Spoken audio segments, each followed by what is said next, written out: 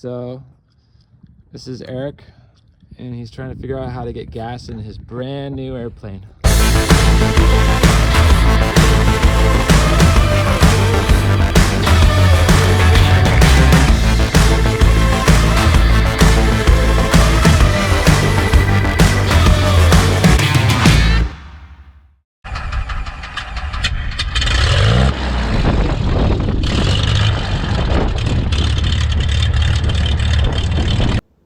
All right, so that intro where Aaron was making fun of me about learning how to put fuel in my own plane, the reason that I chose that for my intro is it very much applies to my situation. I was thinking about it in 28 years, probably hard to believe, but I've never put fuel in my own airplane.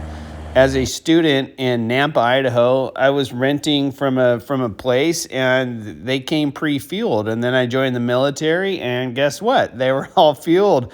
And I've literally thought about it, and I have never put my own fuel in my own airplane. So that's why I chose that, to kind of give you all an idea of just how much I have to learn by buying this airplane. I am starting from ground zero, other than I've been flying for 28 years, but there's so much to learn.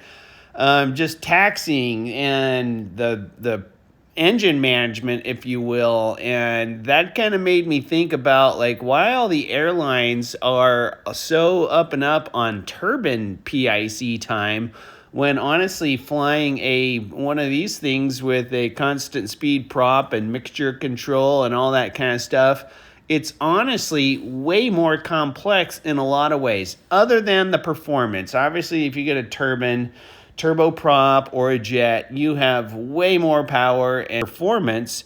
So I can understand that, why the turbine PIC. But man, there's a ton to learn on these things, and I'm starting from ground zero. I said in the first video, I didn't even know what the blue knob on the control panel was, about controlling the prop. So I had all these awesome intentions of recording all of my initial flights with Aaron. I had to go get 10 hours to satisfy my insurance company, so of dual time.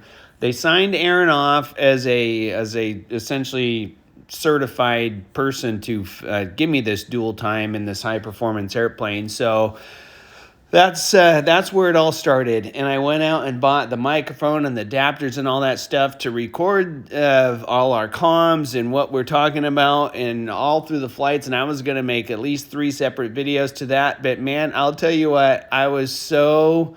In the military, we had this thing where the saying, when you're just holding on to the stab, you're like so far behind the airplane that, like, in order to claw yourself back up into the cockpit, you got to just... What's the first things you do? You aviate, you navigate, and then you communicate. So I thought that filming was a part of communication, so that had to go to the wayside. So I just focused on learning this plane instead of compounding my lack of experience and trying to film at the same time. That will come. I promise you, promise that I will get a lot of inside the cockpit recordings with the ATC comms, traffic pattern calls, and all that kind of stuff, as well as ICS between me and my passengers. So that's my first apology, that I did not get inside the cockpit recordings to do these 3 days of flying. So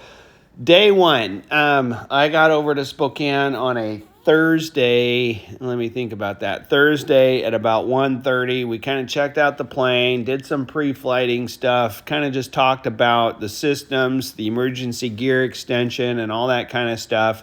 And there'll be one photo in here where the plane is literally cocked up. Aaron wanted me to sit in the cockpit, and then him and John tip the tail back so he could show me essentially what the tail strike attitude looks like. So if you're wondering what we're doing, that's exactly what it was. He wanted to give me that sight picture. So just things like that, the oil quantity, how to, when you open up the gas caps, the drain plugs and all that kind of, these are all things I haven't done in 28 years. So day one, we taxied out. The Lancair Legacy does not have steerable nose wheel. It is a free castering, so you steer it with differential braking. Essentially, you tap on the left brake and it swivels around and goes to the left. So that took me a little bit of getting used to, and I was kind of turning down the taxiway on the very first go out. And it's just like, I always thought of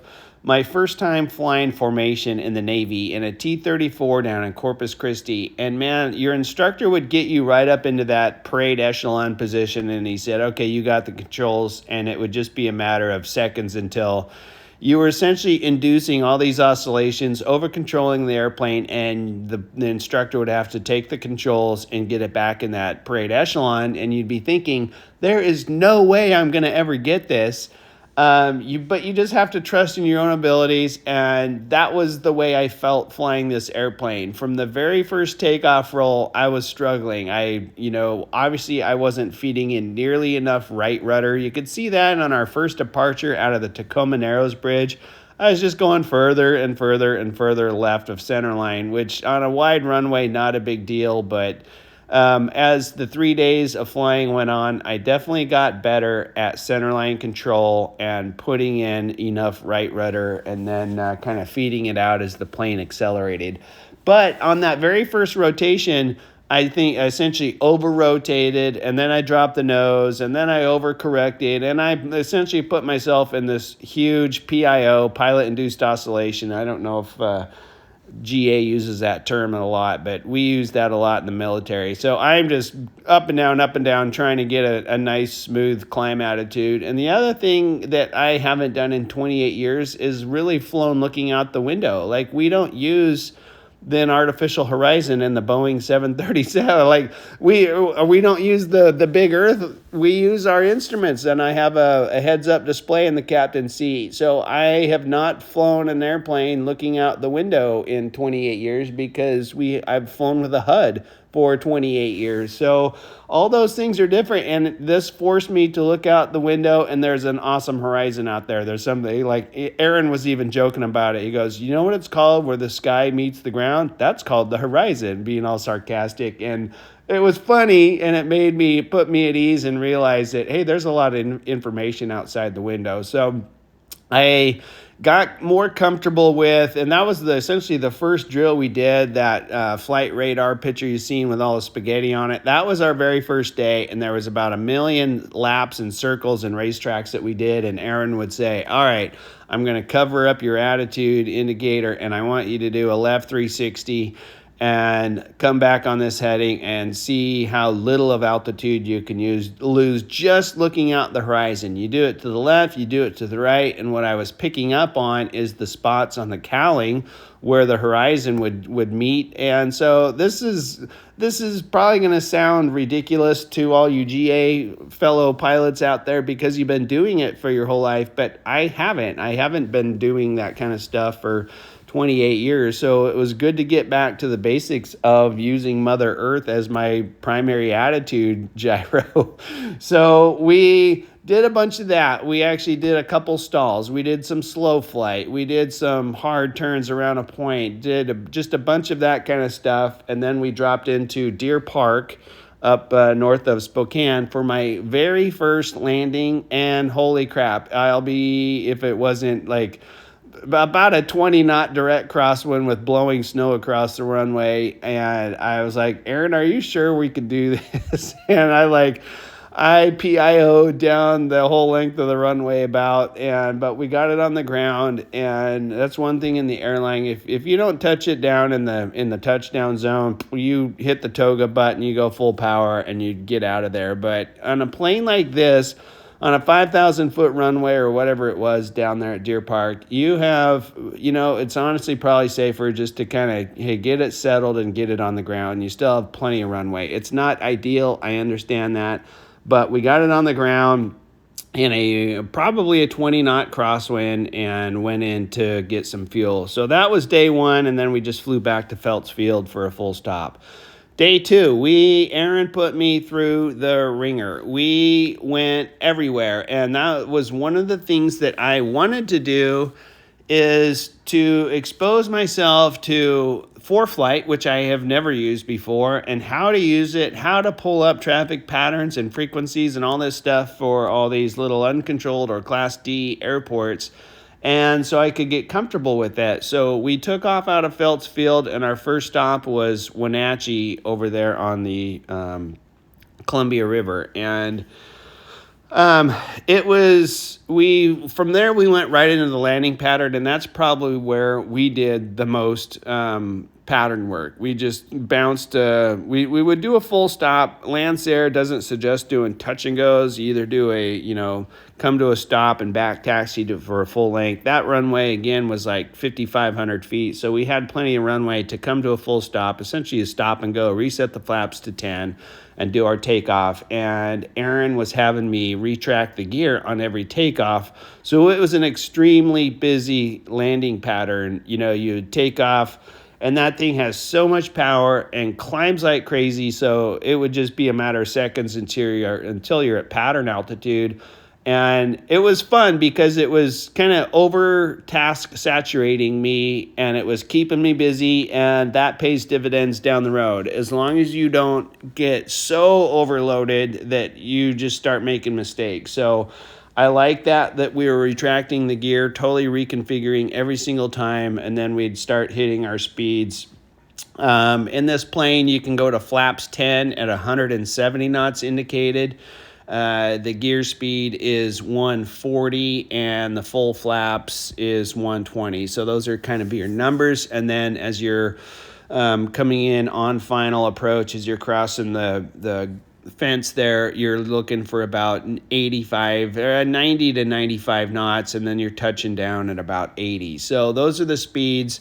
I think that those are fairly slow speeds given it's such a high-speed airplane, but a lot of people said, no, those are pretty fast compared to like a 150. I don't know. I don't fly 150s or 172s. I just have flown this thing, and I'm comfortable with it at this point now with the speeds and all that kind of stuff. So we went from Wenatchee, we filled up there, and we buzzed over to the Tacoma Narrows Airport, which was kind of cool for me because a ton of the guys that I fly with at my airline have all done training or gotten their lunch there at the restaurant, and they always talk about the Tacoma Narrows Airport, and I was pretty excited about going over there.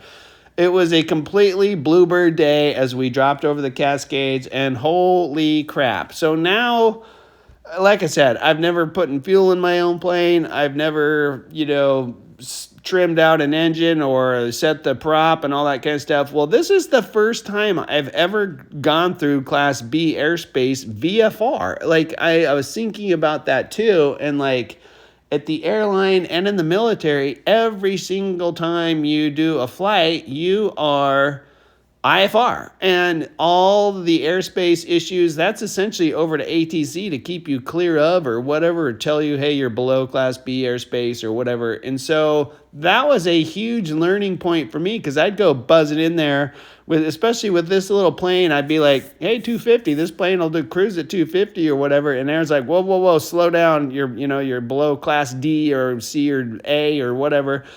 And we would go into that, and there was traffic flipping everywhere. It's February in the Pacific Northwest, and everybody with the airplane wants to go flying, so that's what there was. There was so much traffic, it honestly kind of scared me a little bit, and my head was absolutely on a swivel.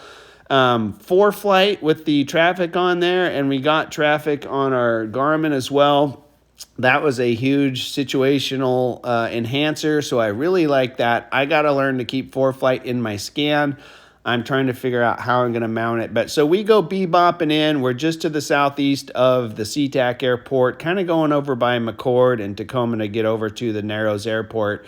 And there's flipping traffic everywhere. So that was another lesson learned. Like, I don't know if I'm going to go through Seattle's airspace or below their airspace again, unless I'm on an IFR flight plan. Just get vectors through it or whatever on a Victory Airway, whatever the case may be, so that I can, feel confident that I'm going to have radar coverage and protection, and they're not going to vector me into somebody. Anyway, so I digress. But we went over to the Tacoma Narrows Bridge, and one of the big reasons I bought this airplane literally is because I want to go in search of the perfect $100 burger. So I have a million places that I want to go to. I'm already compiling the list. There's just so much that I want to do.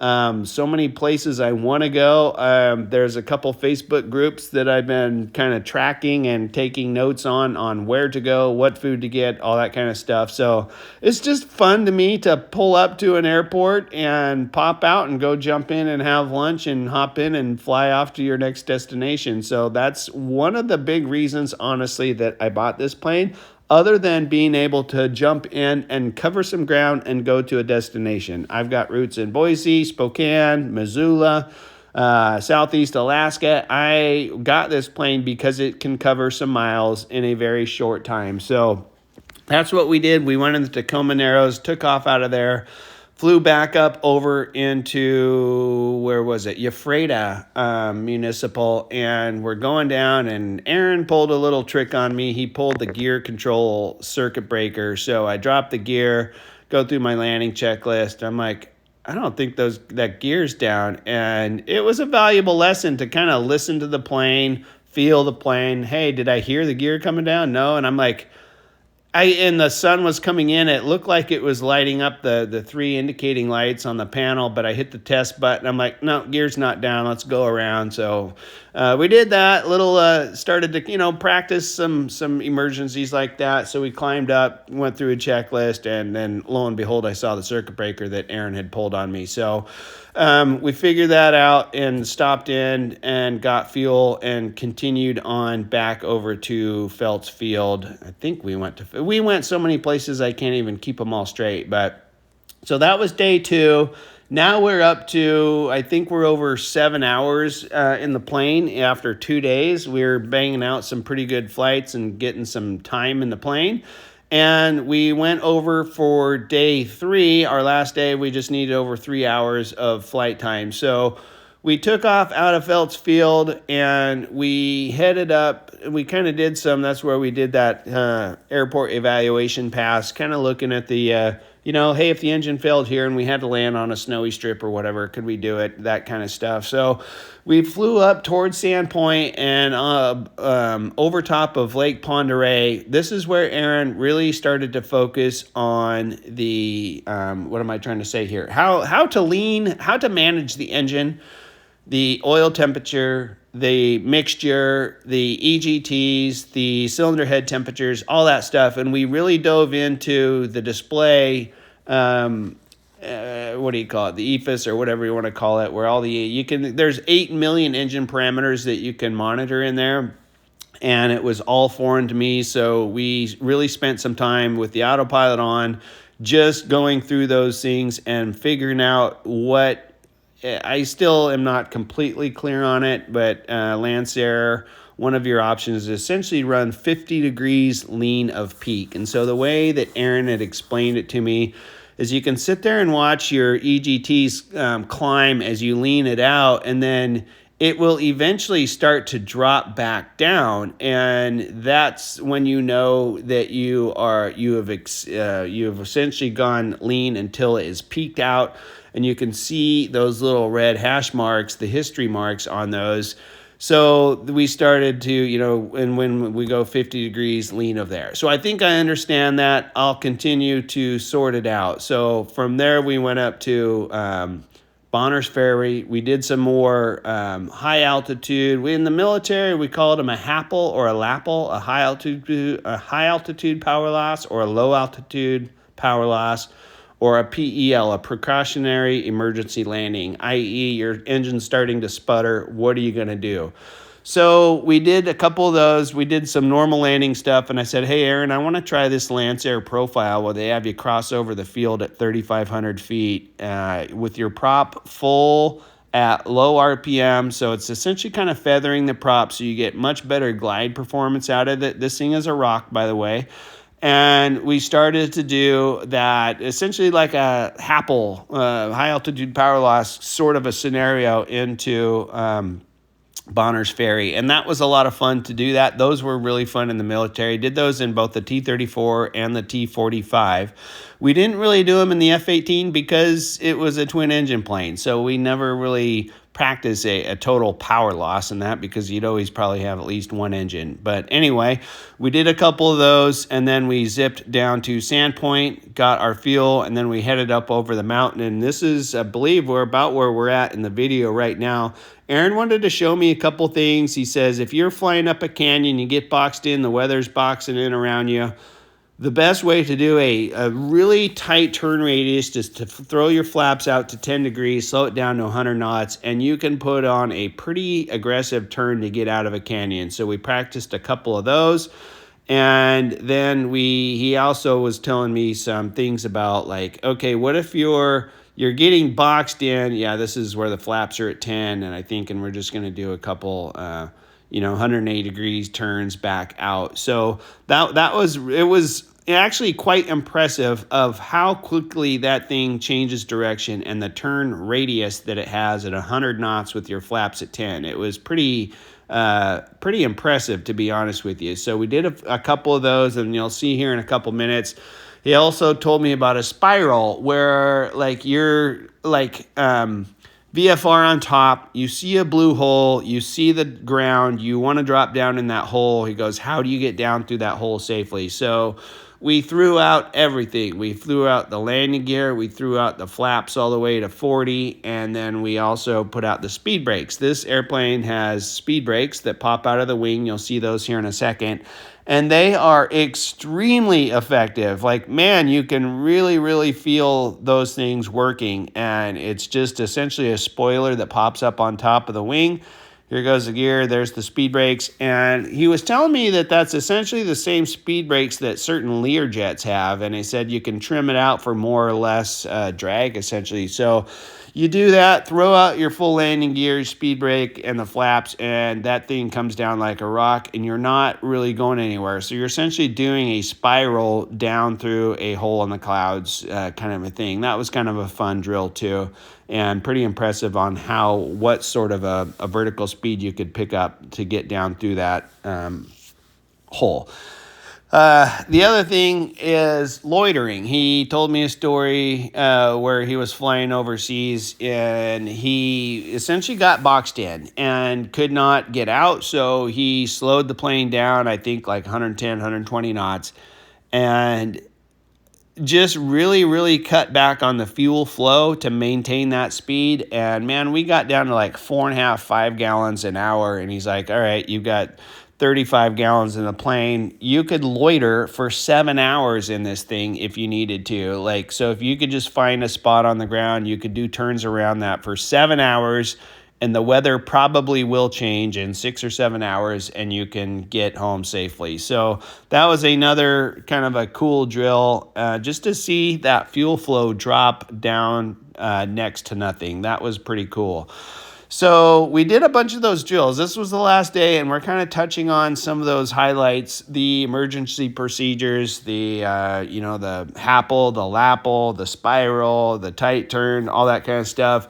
And then we dropped into Chihuahua. That's coming up here in a second. And Chihuahua, I'm like, Aaron, I've never even heard of Chihuahua. So he's like, oh, it's got a really good lunch. We'll go in there and check it out. So Chihuahua is this little town up north of Spokane, and it's a municipal airport, but it's also kind of an air park, if you will, with a couple of the houses there having their own hangars on the taxiways, and there's also a golf course back in the woods back in there. And there's I guess in the summer they normally have a golf cart that you can use, but because of the cold temperatures, they keep that thing inside during the winter. But they have a tandem bicycle. Well, the tires were flat. So we walked across the airport and over to the golf course, and that's essentially when he said, okay, dude, you're pretty much good to go. Well, let's just make our way back to Phelps Field, and we'll get you going. This was, we had 3 really good days of weather, and I'm thankful for that, because in the wintertime in the Pacific Northwest, you can go weeks or months without having good VFR weather to go do stuff like this. So the weather was coming in. It was Saturday now at this point, and the weather was coming in. And I was like, dude, if I'm going to make a run back to Arlington, which is where I'm based out of, I need to get going now because one, it's going to get dark. And two, the forecast is to be IFR and snowing later that evening. So it comes in quick around here. So we got us after our lunch there in Chewelah. We headed back to Phelps Field, took a couple pictures with me, Aaron, and John, and they were out recording me as I climbed in the plane, and I headed off. I took off and made my way back to Arlington. It was an uneventful flight. I wanted to go direct, but in the North Cascades, I could see some of the higher mountain peaks were starting to be covered with clouds, and a couple lenticulars at that, kind of capping up on some of those peaks. So I leaned down to the south, went down again, right over Wenatchee, and went up through Stevens Pass and dropped into the greater Seattle area and made my way back up north to Arlington. So Arlington is probably one of the busiest uncontrolled airports, at least on this side of the country, up in the greater Seattle area. Our last leg, we landed at Spokane International, did a stop and go, and went over to Phelps Field, and you can see the little racetrack. I said, Aaron, he's like, do the overhead. So we went and did an overhead brake. Right brake felt a little weird, but it was a great way to enter the pattern, honestly. I don't know why that's not more used, because you fly over the airport. And here's my last leg home, going back from Spokane or Phelps Field all the way back to my home field in Arlington, where Seattle goes, hey, good luck. There's 5 planes in the traffic. Be safe. Switched off, hangared the plane, called it a day. Boom, it's home.